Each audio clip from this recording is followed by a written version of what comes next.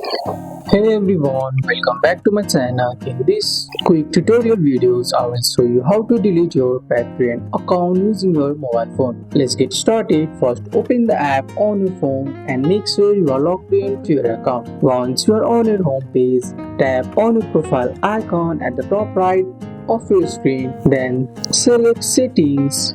From here, scroll down and look for the option delete account. Tap on that.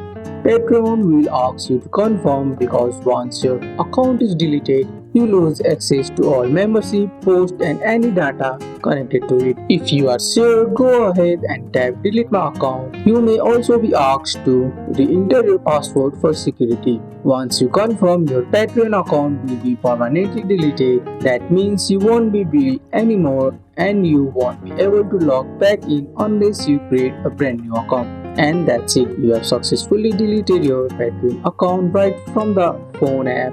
That's all for today's video guys. I hope you guys like this video. If you found this video helpful, drop a like, subscribe for more videos. Thanks for watching, see you in the next one.